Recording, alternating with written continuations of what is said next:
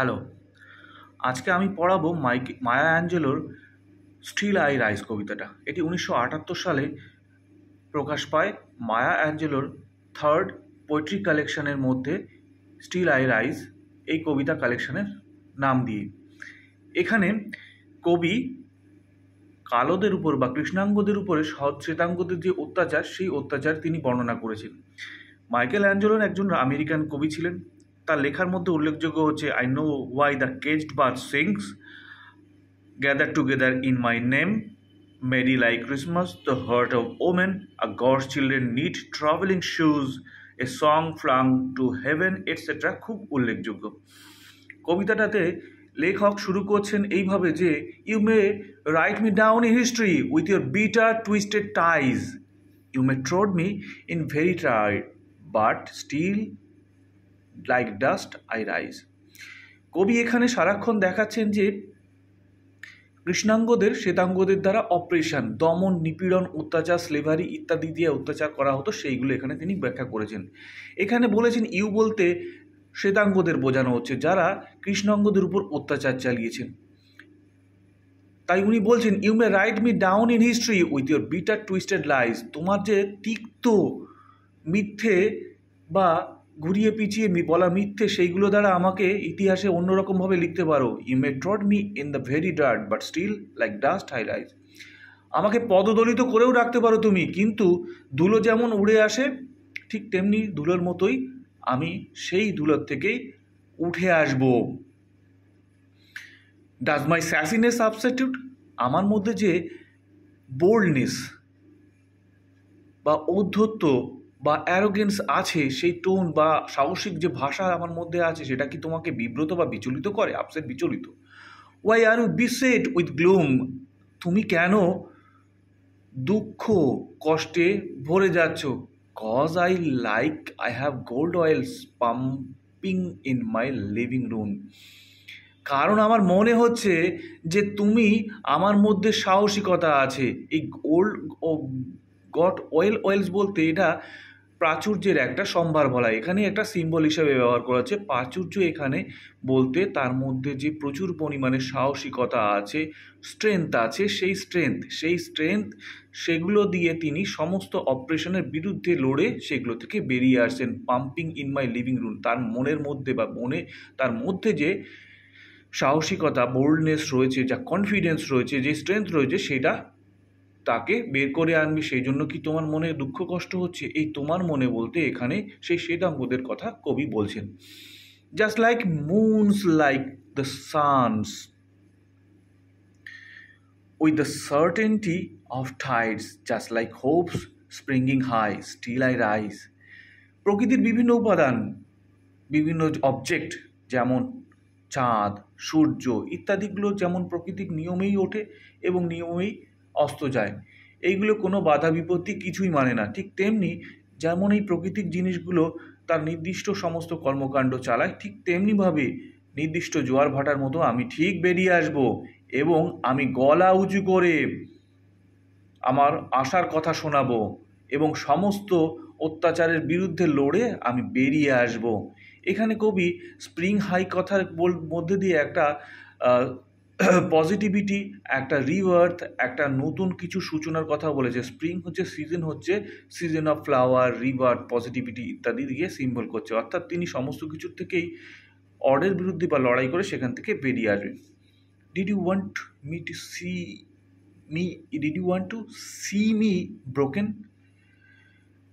Board head and lowered eyes, তুমি কি আমাকে তোমার অত্যাচার আর টর্চার দিয়ে দেখতে চাও যে আমি ভগ্ন বা ভেঙে পড়েছি, মাথা নিচু, চোখ নিচু করে আছি, অর্থাৎ আমি স্লেভারিতে ডুবে আছি, এটা কি তুমি দেখতে চাও?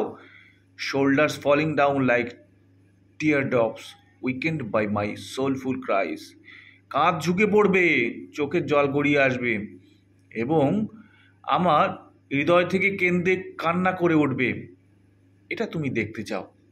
ডাজ মাই হটিনেস অফেন্ড ইউ, আমার মধ্যে যে গর্ব বা অহংকার আছে সেটা কি তোমাকে খুব বিব্রত বা বিচলিত করে? Don't you take it a full heart, এটাকে তুমি এত ভেবে বিচলিত বা এটাকে তুমি এত খারাপভাবে নিও না, cause I love like I have gold mines digging in my own backyard. এখানে কবি আবার বলছেন যে গোল্ড মাইন মানে প্রাচুর্যর কথা তিনি এখানে বলছেন। এখানে তিনি বোঝাচ্ছেন যে তার মধ্যে কনফিডেন্স, মেন্টাল স্পিরিট, কারেজ এইগুলোতে পরিপূর্ণ, এইগুলো তার মধ্যে পরিপূর্ণ। এইগুলো কি তোমাকে অনেক বেশি বিচলিত করছে? You may shoot me with your words, you may cut me with your eyes, you may kill me with your hatefulness, but still like air I'll rise. তুমি তোমার কথা তীব্র কথার দংশন দিয়ে আমাকে গুলি করার মতো শ্যুট করতে পারো। তুমি আমাকে তোমার চোখ দিয়ে, চোখের তীক্ষ্ণ দৃষ্টি দিয়ে কেটে ফেলতে পারো। You may kill me with your hatefulness, তোমার যে ঘৃণা, মনের অন্তরে যে ঘৃণা আছে সেটা দিয়েও আমাকে হত্যা করে বলতে পারো। But still like air I will rise, বাতাস যেমন কোনো কিছুকে বাধা মানে না, সে যেমন ঠিক বেরিয়ে আসে, ঠিক তেমনিভাবে আমি সমস্ত কিছু বাধা বিপত্তি সত্ত্বেও আমি আবার জেগে উঠবো, বা আমি আবার বেরিয়ে আসবো সমস্ত বাধা, অপারেশন, সমস্ত কিছুর থেকে। এই প্যারাতে লেখিকা একটু সেক্সুয়াল কিছু বক্তব্য তিনি রেখেছেন। এখানে তিনি বলছেন যে does my sexiness upset you, আমার যৌনতা কি তোমাকে বিচলিত করে? Does it come as a surprise, তোমার কাছে কি এটা অবাক করার মতো বিষয়? That I dance like I have I have got diamonds at the meeting of my thighs. তিনি এখানে যৌনাঙ্গের কথা বলেছেন মহিলাদের। তিনি বলতে চাইছেন এখানে যে একজন শ্বেতাঙ্গ মহিলার শরীরে যে সমস্ত অঙ্গ প্রত্যঙ্গ সমস্তগুলো রয়েছে, আমারও তাই আছে। এইটা কি তোমাকে বিচলিত করে? আমি কালো তাতে কি, শ্বেতাঙ্গরও যা আছে, আমি কৃষ্ণাঙ্গ হওয়া সত্ত্বেও আমার আছে সমস্ত কিছুই যা একটা মহিলার মধ্যে থাকে। এটা কি তোমাকে খুব বিচলিত করে? আমার যে বিউটিফুল বা সৌন্দর্যে শরীর, সেটা কি তোমাকে খুব বিচলিত করে? যেটা আমার থাইয়ের কাছে আমার মিলনস্থল, সেইটা কি তোমাকে খুব বিচলিত করে? Out of hearts of history same I rise. এই হিস্ট্রি সেম বলতে আমেরিকার একটা প্রাচীন ইতিহাস আছে, সেটা হচ্ছে দাসত্ব, এনস্লেভ করেই আফ্রিকানদের নিয়ে আসা হয়েছিল। সেই লজ্জাজনক ইতিহাসের কথা এখানে বলা হচ্ছে। সেই লজ্জাজনক ইতিহাস থেকে আমি বেরিয়ে আসবো। I rise up from the past that rooted in pain. অতীতে যে অত্যাচার আমার পূর্বপুরুষরা ভোগ করেছেন, স্লেভারি অফ রেসিজম, জাতিবিদ্বেষ, দাসত্ব ইত্যাদি যা ভোগ করেছেন, সেখান থেকেও আমি বেরিয়ে আসব। I am a black ocean leaping and wide, welling and swelling I bear in tide. আমি সেই কৃষ্ণাঙ্গ সাগর বা কৃষ্ণ সাগর, যেটা অন্য সাগরের মতো কি হয়, উথলে পড়ছে, ফুলে ফেপে উঠছে। Welling and swelling I bear in the tide. আমার মধ্যে যে শক্তি বা অন্তর্নিহিত শক্তি আছে, সেইটাকে আমাকে আলাদা করা যাবে না।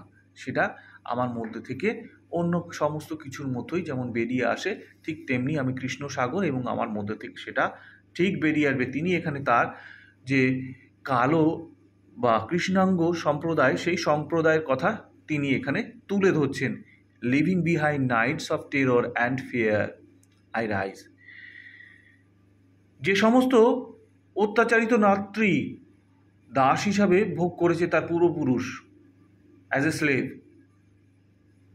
ঘুমহীন রাত্রি তারা সেই অন্ধকারের মধ্যে কাটিয়েছেন, সেইগুলো ছেড়ে তিনি বেরিয়ে আসবেন। Into a daybreak that wondrously clear. তিনি এখানে একটা নতুন আশার আলো দেখছেন, সেই আলোতে বেরিয়ে আসবেন যেটা অনেক বেশি পরিচ্ছন্ন। তিনি একটা নতুন আশা দেখছেন, নতুন ফিউচার, নতুন ভবিষ্যতের আশা দেখছেন, সেখান থেকে তিনি বেরিয়ে আসবেন। Bringing the gifts that my ancestor gave, I am the dream and the hope of the slave. আমি সেই গিফট বা সেই প্রেজেন্টেশন বা যেই সমস্ত জিনিস আমরা পূর্বপুরুষ থেকে পেয়েছি, সেইগুলো কি জিনিস যারা আমার পূর্বপুরুষরা আমাদের দিয়েছেন, সেগুলো কি? সেইগুলো হচ্ছে আমার শক্তি, সাহস এবং ডিটারমিনেশন, দৃঢ় প্রতিজ্ঞ মন। সেইগুলো নিয়ে আমি সেইগুলো আমি সব বের করে আনবো এবং সেইগুলো দিয়ে আমি কি করব? I am the dream and hope of the slave. এবং এই যারা স্লেভ বা দাস হিসাবে ছিল, তাদের যে আশা ছিল কি, দাসত্ব থেকে মুক্তি, একটা স্বাধীনতা, সেই স্বাধীনতার আলোতে উন্নীত করব বা উন্নীত হব। এখানে লাস্টে কবি একই শব্দ 3বার রিপিট করছে, I rise, I rise, I rise. এটা ফিগার অফ স্পিচের ভাষায় বলা হয় রিপিটেশন। এখানে 3বার এক কথা ব্যবহার করা হচ্ছে। তিনি একটা হোপফুল বা আশামুখর একটা দিক তিনি তুলে ধরতে চাইছেন। তিনি আরও বলতে চাইছেন, যিনি সমস্ত কিছু অপারেশন, অড অবস্থা যা ছিল সমস্ত কিছু ঠেলে তিনি মাথা উঁচু করে দাঁড়াবেন। এই হচ্ছে কবিতার টোটাল বিষয়বস্তু।